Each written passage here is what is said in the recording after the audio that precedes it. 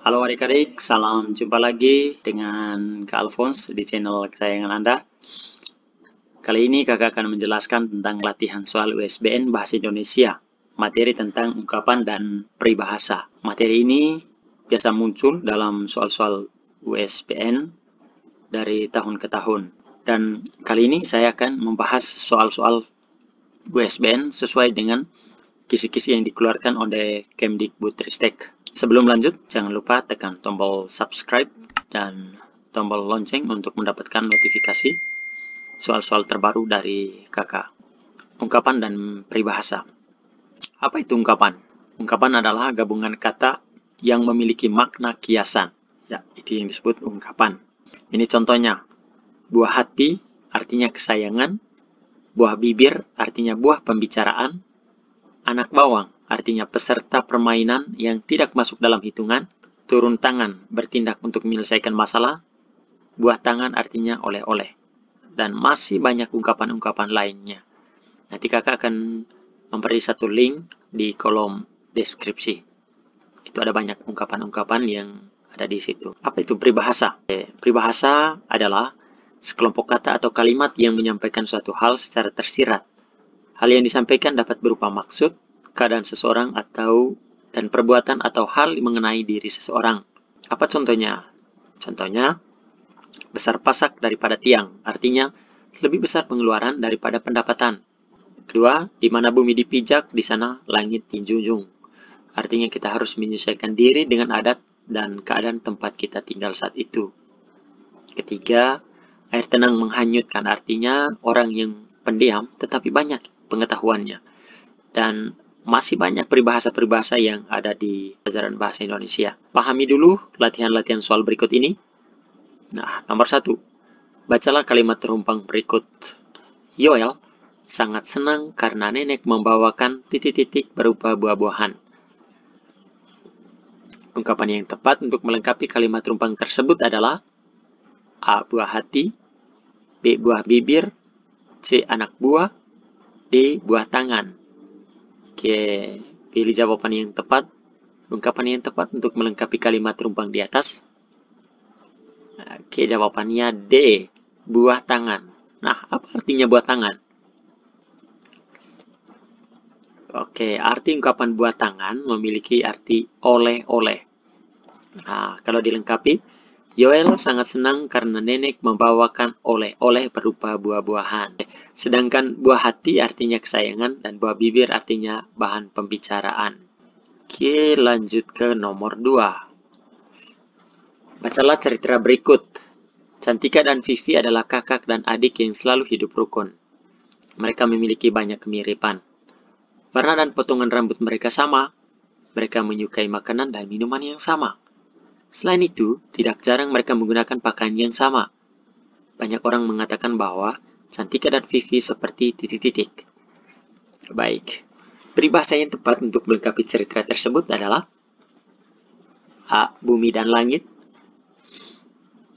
B. Pinang dibelah dua, C. Kecil-kecil cabai rawit, D. Duduk sama rendah, berdiri sama tinggi.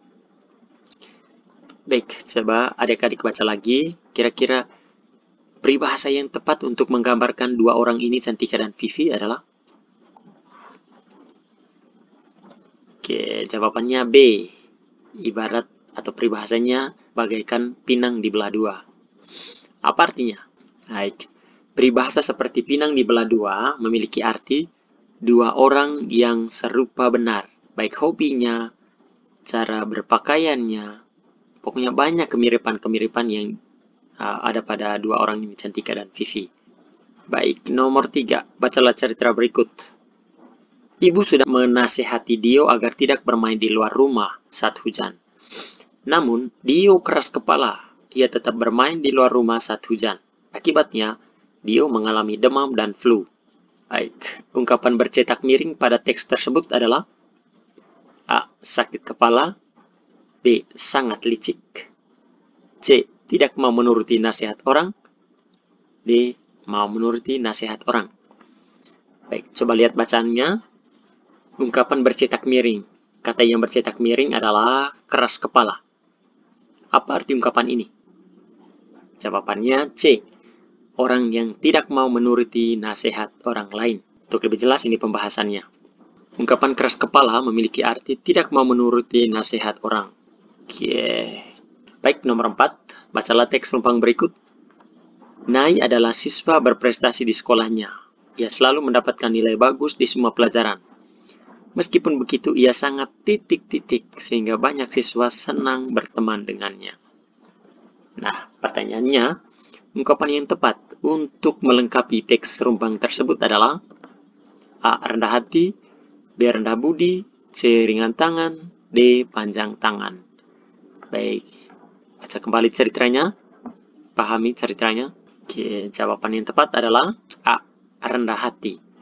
Baik, apa arti ungkapan rendah hati? Nah, ini penjelasannya. Arti ungkapan rendah hati sebenarnya lawan dari sombong, angkuh, dan besar kepala. Karena itu, arti ungkapan rendah hati menurut Kamus Besar Bahasa Indonesia adalah sifat tidak sombong ataupun tidak angkuh. Oke. Sedangkan rendah budi menurut Kamus Bahasa Indonesia artinya kenistaan atau kehinaan. Sedangkan ringan tangan artinya mudah membantu atau menolong serta senang bekerja keras. Sedangkan panjang tangan adalah ungkapan atau kiasan yang berarti suka mencuri atau mencopet. Sekarang nomor 5. Bacalah teks rumpang berikut. Ibu Maria hendak mencuci pakaian. Ia meminta Maria untuk memenuhi ember dengan air. Namun, Maria mengisi ember yang bocor. Air langsung mengalir keluar melalui lubang pada ember. Ember tidak dapat terisi dengan penuh. Dan perbuatan Maria ibarat apa? Titik. Peribahasa yang tepat untuk melengkapi teks rumpang tersebut adalah A. Air di daun talas, B. Makan buah si malakama, C. Menegakkan benang basah, D. Tong kosong nyaring bunyinya. Baik, peribahasa yang tepat untuk menggambarkan perilaku Maria adalah, ini jawabannya C. Menegakkan benang basah. Apa artinya? Baik, ini pembahasannya. Saya akan jelaskan satu-satu. Arti peribahasa air di daun talas artinya selalu berubah-ubah atau tidak tetap pendirian. 2. Makan buah si malakama adalah suatu kondisi yang serba salah, yaitu keadaan ketika seorang harus memilih antara dua hal yang sulit dilakukan.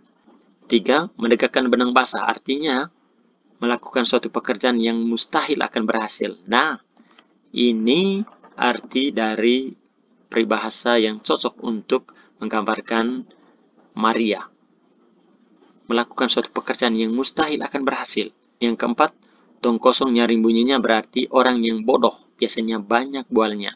Nah, tidak cocok dengan cerita yang ada dalam cerita di atas. Oke, yang tepat adalah menegakkan benang basah, artinya melakukan suatu pekerjaan yang mustahil akan berhasil.